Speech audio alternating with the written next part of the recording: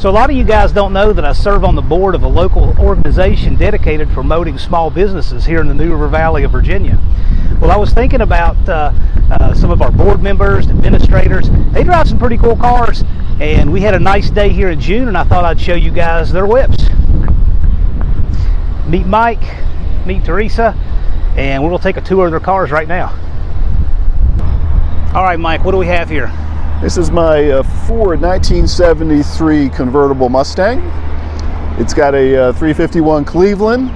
I recently had the transmission rebuilt because I had a leak that I just couldn't figure out how to solve, and was surprised to find out that I have an FMX transmission on this thing. I had the car since 2009. When I first got it, it was pure white, and I decided to kind of like man it up a little bit with the NASA hood clips, sports scoop, and the striping. All right, are those functional hood pins? Yes. Okay, good. Your man card does not get revoked today. if anything, though, it makes it harder to open. Right. Because I still have the latch. Okay. Like the slot wheels? Yeah, my first car was a 72 Mustang, fastback 250 straight 6. So I always had 351 Envy, and I had convertible Envy, and I don't have those anymore. I'm good. 351 Cleveland is my favorite Ford engine. Yeah. So if I ever do a Ford, something for me, it'll be a Cleveland. Yeah, and it was, actually you can help me out on this. When I bought it, the guy told me it had been bored out once. Okay. So what is that? About 361 maybe? Depends how far he went with it. But yeah. It's about 4 or 5 cubic inches for every 30 thousandths over you bore a V8 typically. Yeah, so I have had some really good muscle car guys sit next to it and go like, that's not a 351.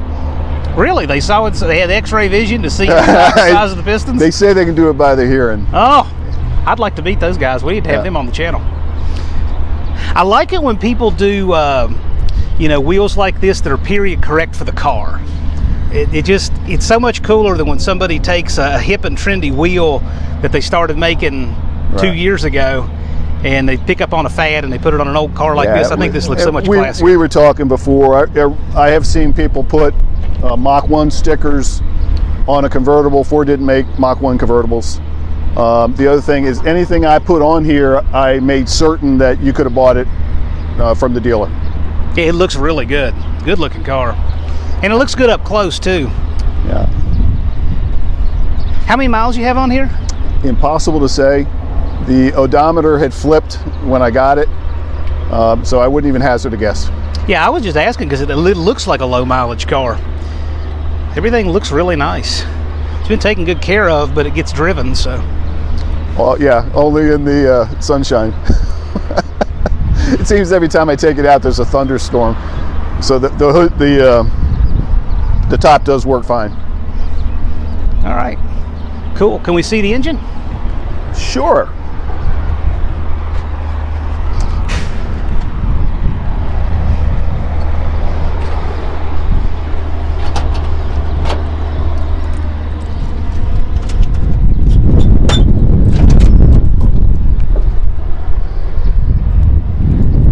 There she be. Nice and clean under here. Not been overdone with aftermarket stuff. Yeah, me personally, it's just my thing. I don't really have any interest. I want it to run. I live on a dirt road, so I certainly don't want a trailer queen. I want something that I can drive and not worry about a rock chip in the paint. I'll fix it at some future time. Good for you. I like it. It's stout. You ever put it on a track?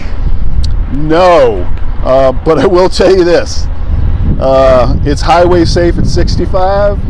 You get to 70, it's just, I mean, I used to drive my 72 Mustang. I could get to 110 and it didn't seem unusual.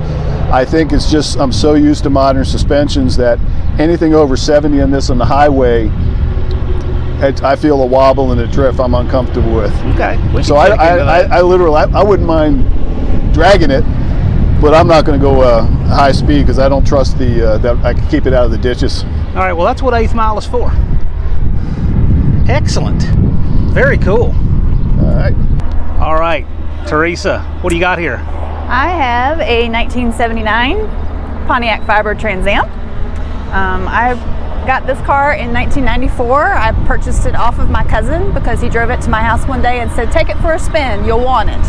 And he was right. That was it. That was it.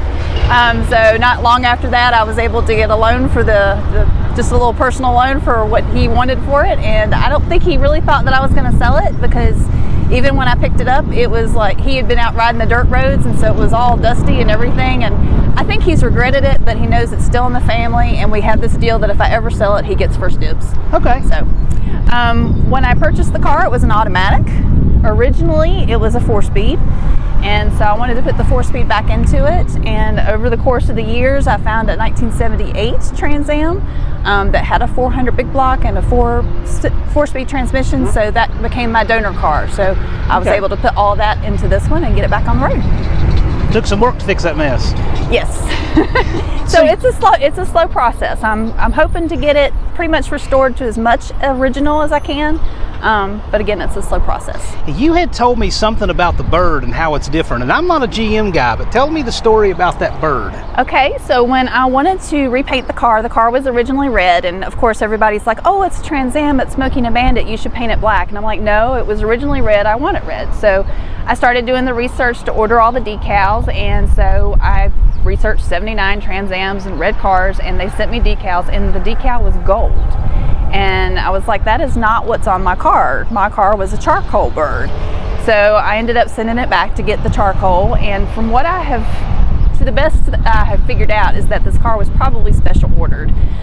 Every other 79 that I've seen has had power windows and air conditioning. This one does not. So that's a couple of things that were taken off. And when I was talking to someone who kind of, studies Trans Ams and is a big Trans Am fan anyway, he said those are 2 items that would come off to make the car faster. So I really think someone probably special ordered this, and I'm fortunate enough to have it now. And then someone went and put an automatic in it. Someone went and put an automatic in. The story that I heard from my cousin was that it was the gentleman that had bought it. He got it for his daughter, and his daughter didn't know how to drive a straight, so he put an automatic in it. I am a fan of straight shifts.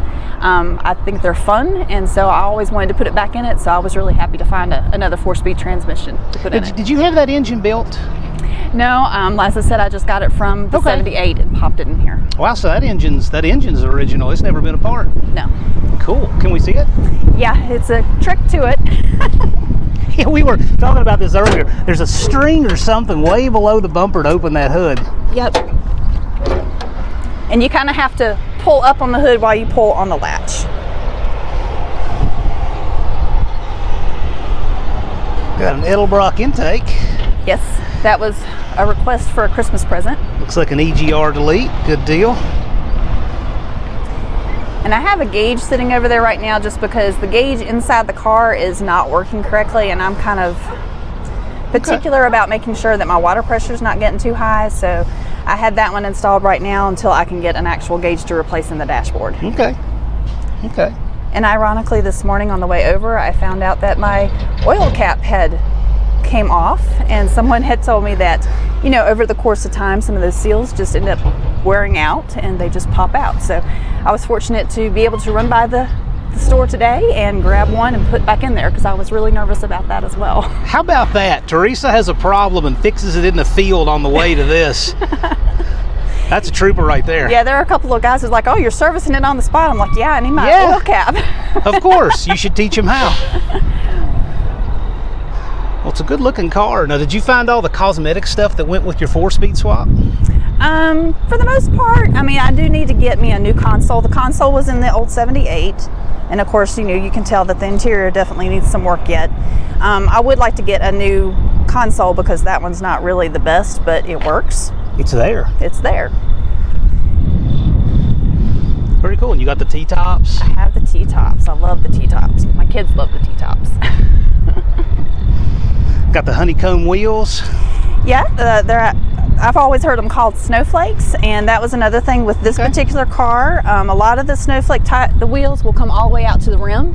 These are inset, And again, I think that's something special because this has the WS6 handling package on it, and that's part of those wheels, that package. The nice thing about YouTube is that if either of us are right or wrong or whatever, someone in the comments will tell let us you. know. Right. And they might not be right, but it's part of the fun. Yeah.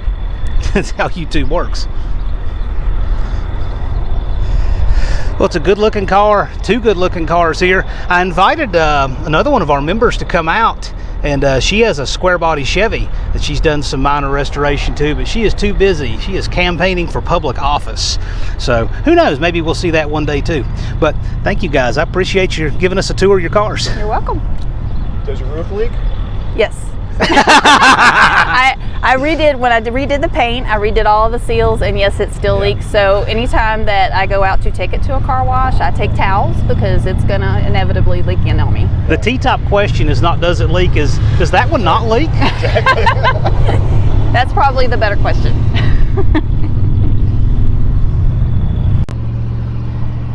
So we're having all these discussions and looking at different things with the cars.